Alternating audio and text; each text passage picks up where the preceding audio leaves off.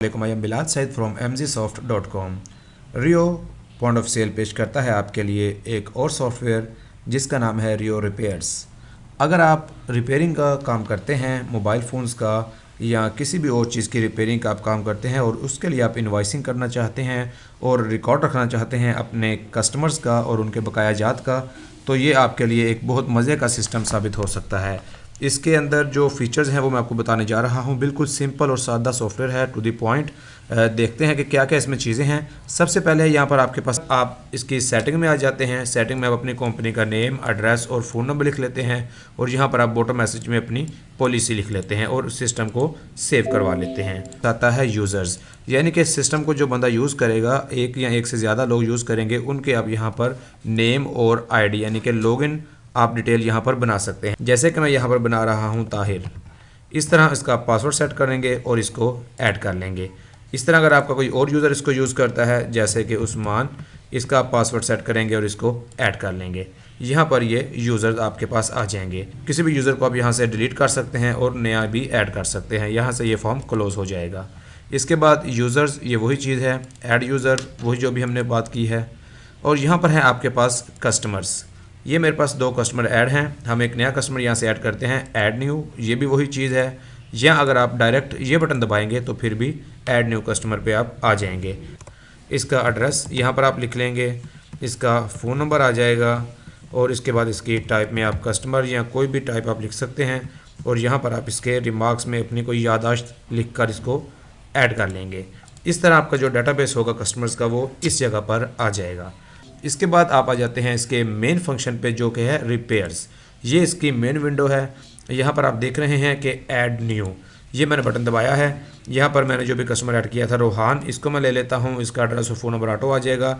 इसका voucher number है ये भी ऑटो बन जाएगा। वाउचर नंबर कैसे बनता है ये मैं आपको दिखा देता हूँ कि जो पहले 2 डिजिट्स होते हैं ये है साल, यानी कि 2020 है, ये साल को ज़ाहिर करेंगे। उसके बाद अगले 2 डिजिट जो हैं वो इसको महीने को ज़ाहिर करेंगे, यानी कि इस वक्त जनवरी है। और इसके बाद जो अगले डिजिट्स होंगे वो आपके वाउचर नंबर को ज़ाहिर करेंगे। अगर आप चाहते हैं कि किसी भी वक्त, किसी भी नए महीने में या नए साल में आप इसको रीसेट करवाना चाहें तो हमारे पास ये रीसेट का बटन है। आप रीसेट का बटन दबाएंगे तो ये पहले वाली तरतीब यानी कि साल और महीना ऑटो लेगा और इसको जो वाउचर नंबर है उसको ये रीसेट आपके लिए कर देगा। यहाँ पर हम आ जाते हैं, अपनी आइटम नेम लिख लेते हैं। जैसे कि हमारे पास आ जाता है ओप्पो का F9, इसका IMEI नंबर लिख लेते हैं या मॉडल लिख लेते हैं, जैसे कि ये आ जाता है हमारे पास। इसका फॉन्ट लिख लेते हैं स्पीकर और इसके बाद इसके चार्जेस लिखते हैं यहाँ पर, जैसे कि 500 है।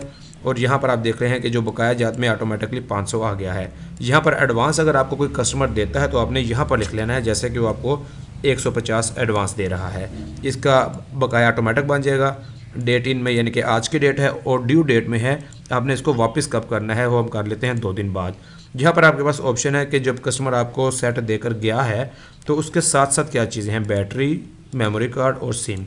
अगर ये तीनों चीज़ें साथ हैं या इनमें से कोई एक चीज़ साथ है तो आप उसको भी यहाँ से टिक करवा सकते हैं। इसके बाद आप ये बटन दबाएंगे ऐड का, do you want to print, हम यस करेंगे तो इस तरह से एक वाउचर आपके पास बनेगा। यहाँ पर आपका कस्टमर रिसीट है, आपकी कंपनी का नेम और एड्रेस, फ़ोन नंबर होगा, इनवॉइस नंबर होगा और नीचे उसकी डिटेल्स यहाँ पर सारी आप देख रहे हैं कि आ जाएगी। इस तरह अगर आप कोई भी काम कर रहे हैं किसी भी किस्म का तो आप इसको यूज़ कर सकते हैं। अब मैं यहाँ पर आपको बताता हूँ, आप यहाँ पर फ़िल्टर भी कर सकते हैं। जैसे कि मैं लिखता हूँ 1 जनवरी और इसके बाद हम लिख लेते हैं यहाँ से 31। तो इन 2 डेट्स के दरम्यान हमारे जो भी इन्वाइसेस होंगी वो यहाँ पर आ जाएंगी। और अगर आप इस फ़िल्टर वाले बटन को देखते हैं तो आप देख रहे हैं कि यहाँ पर लैब इन और लैब आउट। लैब इन से मुराद है कि वो तमाम सेट्स या वो तमाम चीज़ें जो आपके भी लैब में रिपेयरिंग के लिए मौजूद हैं। लैब आउट से मुराद है कि जो चीज़ें आप सही करके कस्टमर को दे चुके हैं। लैब आउट आपने कैसे करना है किसी भी चीज़ को, जैसे कि अभी मैंने ये एक इनवाइस बनाई थी, हमारे पास मोबाइल आया था सही होने के लिए। अब हम इस पर यहाँ पर ये करते हैं, रीड और एडिट का बटन दबाएंगे। यहाँ पर आप देख रहे हैं कि आपके पास पोजीशन, इसको हम करेंगे लैब आउट। जब हम इसको वापस कर रहे होंगे यहाँ पर आप अपनी डेट सेलेक्ट कर लेंगे और इसको अपडेट कर देंगे तो ये हो जाएगा हमारा लैब आउट। लैब आउट से मुराद है कि ये चीज़ सही करके कस्टमर को वापस जा चुकी है।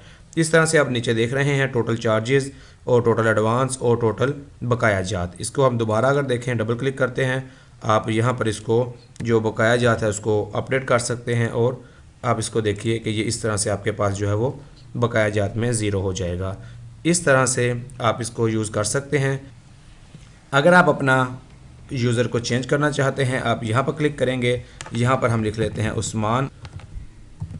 उस्मान। इसका नीचे हम पासवर्ड देखते हैं और ये एंटर कर लेंगे तो ये उस्मान के यूज़र के ऊपर चलना शुरू हो जाएगा। और अब जो भी इनवॉइसिंग यहाँ पे होगी, जो भी डिटेल ऐड होगी, वो उस्मान के नाम के साथ सेव हो जाएगी। अगर आप इसके बारे में मज़ीद मालूमात लेना चाहते हैं तो आप हमसे हमारे फ़ोन नंबर पर रब्ता कर सकते हैं। हमारे फ़ोन नंबर इस वक्त आपके सामने 030418330099 और 034483330099। It is Bilal Saeed signing off. अल्लाह हाफिज़।